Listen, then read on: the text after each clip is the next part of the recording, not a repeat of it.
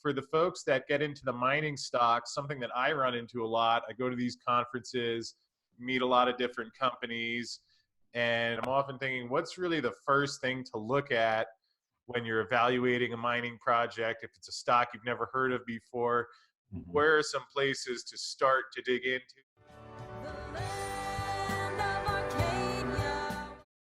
Hello there, my friends. Chris Marcus here with you for Arcadia Economics. And in the middle of some fascinating times in the gold and silver market, where we're seeing a surge in demand, mints and refineries getting shut down around the globe, coronavirus still raging, price of gold and silver rebounding a little bit. So a lot happening, and fortunate today to welcome in Rob Kientz again from GoldSilverPros.com, who's going to give us some things to think about for the folks that get into the mining stocks, something that I run into a lot. I go to these conferences, meet a lot of different companies, and, you know, again, having more experience on the bullion side than the mining side, I'm often thinking, what's really the first thing to look at when you're evaluating a mining project? If it's a stock you've never heard of before, where are some places to start to dig into? So with that said, Rob, it's great to have you on here, and hopefully you can walk us through that a little bit. Yeah, so it's interesting, Chris. It's really hard to find physical right now. It's not available. A lot of premium on that if you can find it available. And a lot of the refiners are shut down, so a lot of people are starting to turn to the miners. And I think the investment in the mining company is going to be really big this time because precisely, you know, what I've been predicting for the last few years, the physicals run out. People have bought up the available stocks, they're not letting it go. So if you want to get into the space, it's maybe right now easiest for you to use your brokerage account, your retirement account, whatever funds you have available to get into the mining stocks. This started to become a much more popular space for generalist investors. We were speaking to people at both the PDAC conference in Toronto and the Vancouver Resource Investment Conference, and they're starting to see the generalist investor get interested again in the metals miners. So we're starting to see the money flow. Of course, the money flows first to the big producers, the Barricks, the Newmonts, Fresnillo, Pan American Silver. You're going to see that first, but it's going to start to flow down through the rest of the market as well. We want to talk today about how to value the different miners, and there's really a couple of different ways to do it. There are a couple of tiers. The main way to do it, if you're talking about a producer, especially a major or a good-sized mid-level producer of precious metals, is to look at the projected net present value, which is just an accounting term for figuring out what is the value of the gold or silver project in the ground over time versus the market cap. And the market cap, of course, is the number of shares in the market times the share price, gives you the overall market cap. So that's the way to do it for the majors. For the juniors, there's a couple of additional ways because they may not be either producing yet or they may have just started production, and there are many more of them as well. One of those is value per unit of metal, which basically means what is the trading value of that stock per how much metal they have in their resource. So if they have 100 million ounces, you know, and they're trading at a certain price per share, you divide their market cap by how many ounces they have, and you do that for every company, and you compare. That gives you an apples to apples comparison for different companies, even if they have different project sizes for what they may be worth. Another way to do it is industry comparables. So you find, and this can be done for any company, can be done for majors or minors. You basically find a group of companies that is in about the same spot, about the same size resource, about the same, whether they're going to be a developer has not yet built the mine yet, but they have the resource, or they're going to be somebody that's producing. You group them like that, and then you say which ones have, you know, which ones are trading compared to the peers, and you try to find the undervalued one, the one that hasn't gotten the investor money yet. That's sort of a value investing approach in precious metals that's used quite often. Kind of follows Ben Graham or Warren Buffett's philosophy for investing in the market in the precious metals miners. Another way to do it is to look at, and this is not as much a valuation exercise, but it's more of like a liquidity exercise, and who can sustain the longest is the cash position. Look for the miners that have no debt and strong cash positions. They're the ones that can weather the storm and will do quite well in a bull market because they'll have the cash to develop their properties and to expand the mining, and that's always good for investors. The projected NPV versus market cap is the one that probably takes a lot more work, and I'm just going to run down and do an intro today for how that's done, and if you want in future videos, we can actually walk through some examples. there are basically 7 or 8 main steps in doing the net present value calculation. So the first thing that you do, you determine the quality and quantity of assets they have in the ground. You do this through looking at the company reports. If they have a 43-101 technical report, will give much more detail. Sometimes they have an early pre-feasibility or feasibility study. Those are done when they're just starting drilling out and exploring and figuring out what they have. And as they get further along in exploration, they'll sometimes issue a 43-101 report, which has a lot more data in it, where they actually estimate how much it will cost them to get out of the ground and how much resource they think they have. You want to determine, the second step is to determine the recovery ratio of the assets into recoverable metals. So it depends on the type of deposit. This is where type of deposit really comes into play. If it's really, let's say it's an epithermal deposit and it's relatively thin vein mining, how much waste rock do they have to go through to get to the actual precious metal? The more waste rock you sort of have to get through, or the deeper the mine is in the ground, the more expensive it is to get to the metal. That means that your ratio of recoverable assets could go down, and also depends on the mining they're using. If they're using, what type of method, how much money do they have to put into advanced recovery methods, such as heap leach, developing a heap leach pad using acid to get the metal out of the rock that they're mining after they crush it. And what advanced methods do they use? What methods do they have to sort of bake the product and dry it out? Are they going to be doing the smelting process on site, or are they going to be sending their doré bars, which is, the doré is basically has, it's basically 80 to 90% concentrate, but it still has some waste material in it.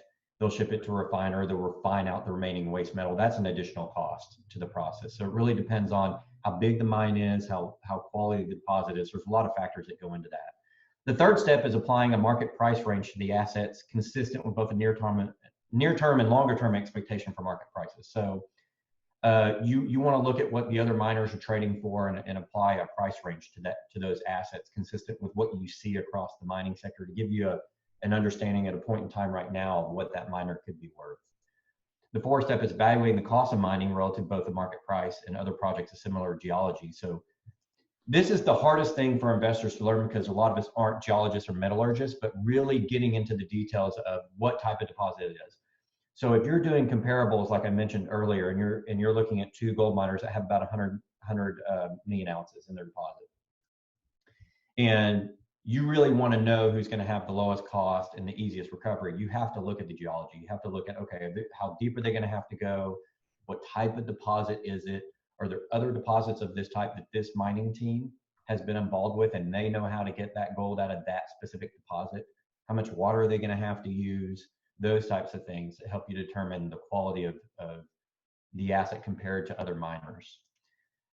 The next step is, and probably the most important one, honestly, it goes into evaluating management's past successes, particularly with the same types of formations. So you want to invest in the serially successful companies, those companies that have done it before. And not only those management teams have brought the project through development to production before, but they've also done it for the same type of deposit you're looking at. If they're going to a different area of the world and they're looking at a different type of deposit they've never dealt with before, you're going to want to discount the value in your mind for that company, because you don't know, they don't have a proven track record of getting the ore out of the ground in that specific type of deposit.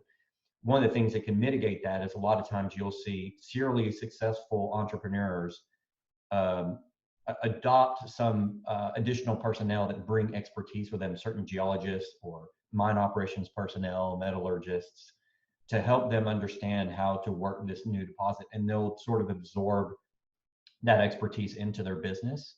So that a lot of times can be a mitigating factor. If you see them hiring personnel that have specific experience in a certain type of geology, a lot of times that can reduce the risk. The next one is assessing the project value using technical studies and one's own knowledge to determine what the market cap should be. So basically what that means is you look at it, you want as much technical information available for a particular company as you can get. And the more technical information you can get and comb through and compare to other projects that you've looked at before, the more comfort you're going to get as an investor that you understand what the potential pitfalls of that project could be. the thing about mining is there's always a problem. There's always a problem to be solved. And it's not only management's ability to solve the problem, but it's the type of problems you're going to get involved with. Even experienced management teams can come up against difficult issues. A lot of it has to do with geology. Some of it has to do with access to infrastructure, such as water, access to electricity and roads. Some of it has to do with the political jurisdiction, which we'll talk about here more in a moment. But there are always difficulties in mining it, and it's the track record of management and it's the type of mining that they're doing. You really want to match the two together. Does that management team have experience in that specific district, that specific type of geological formation? Have they done it before? The next step is really discounting the market cap by the time value of money, minimum 5% per year. This is where you get net present value. And essentially what you're saying is over time, the value of a project reduces by a specific number.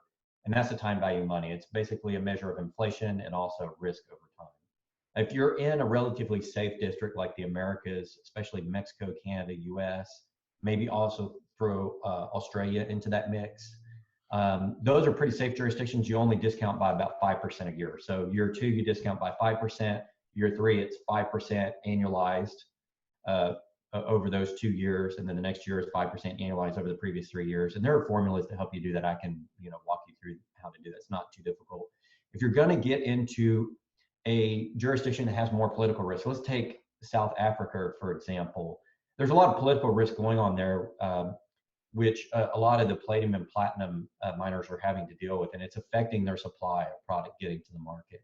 That reduces the overall attractiveness to investors of the project, because if you're not able to work through those political problems, or you're going to have political problems quite often, it can disrupt the mine, it can reduce the cash flow of the company. Of course, that reduces the value of the project. Yes, the metal in the ground hasn't changed, but if it takes you longer to get out of it, that means you're going to have less return on your investment as an investor. So you definitely want to look at that.